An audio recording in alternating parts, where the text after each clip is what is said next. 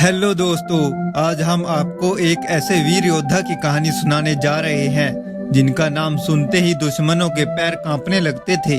जी हाँ, हम बात कर रहे हैं महान योद्धा महाराणा प्रताप की।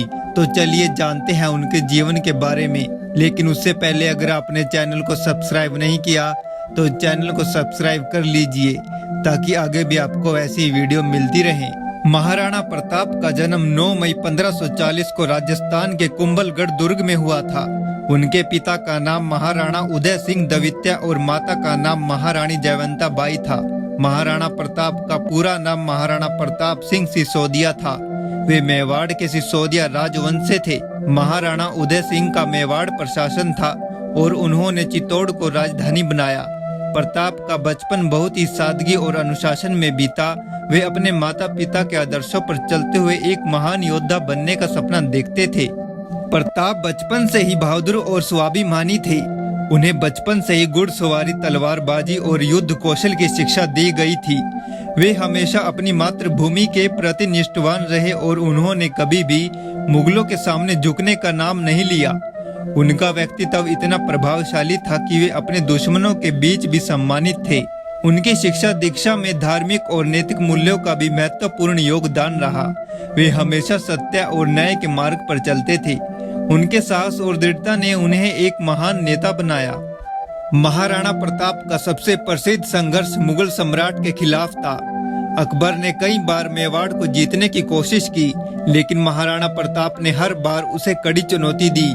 हल्दी घाटी का युद्ध जो 18 जून 1576 को हुआ था, इस संघर्ष का सबसे महत्वपूर्ण हिस्सा था। इस युद्ध में महाराणा प्रताप ने अपनी छोटी सी सेना के साथ मुगलों की विशाल सेना का डटकर सामना किया।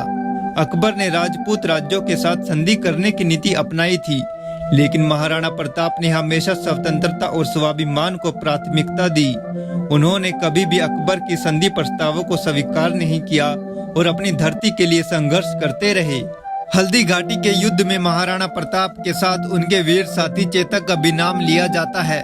चेतक उनका वफादार घोड़ा युद्ध के दौरान गंभीर रूप से घायल हो गया था, लेकिन उसने अपने स्वामी को सुरक्षित स्थान पर पहुंचाया।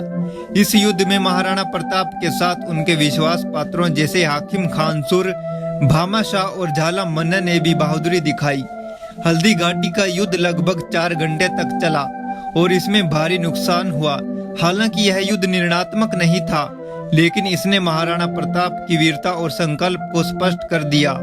हल्दी घाटी के युद्ध के बाद भी महाराणा प्रताप ने हार नहीं मानी। वे अपनी सेना के साथ जंगलों और पहाड़ों में रहकर मुगलों के खिलाफ छापामार युद्ध करते रहे। उन्होंने कभी भी अकबर के सामने आत्मसमर्पण नहीं किया और अपने जीवन के अंत तक स्वतंत्रता के लिए संघर्ष करते रहे। महाराणा प्रताप ने अपने परिवार और सेना के साथ अरावली पर्वत श्रृंखला में शरण ली और वहां से छापामार युद्ध की रणनीति अपनाई।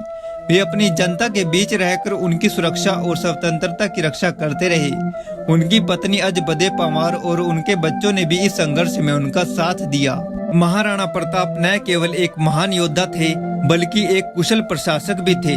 उन्होंने अपने राज्य में न्याय, धर्म और प्रशासन की बेहतरीन व्यवस्था की थी। उनके शासन में सभी जाति और धर्म के लोगों को समान अधिकार और सुरक्षा मिली थी। वे हमेशा अपने प्रजाजनों की भलाई के लिए काम करते थे। उनकी प्रशासनिक नीतियों ने मेवाड़ को एक समृद्ध और संगठित राज्य बनाया। उन्होंने कृषि, व्यापार और उद्योग को भी प्रोत्साहित किया था।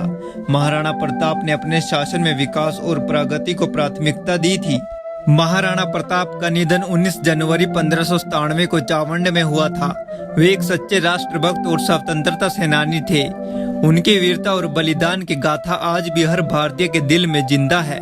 महाराणा प्रताप का जीवन हमें सिखाता है कि आत्मसम्मान और स्वतंत्रता के लिए हर संघर्ष का सामना करना चाहिए। उनकी मृत्यु के बाद उनके पुत्र अमर सिंह ने मेवाड़ की गद्दी संभाली और अपने पिता के सिद्धांतों का पालन किया।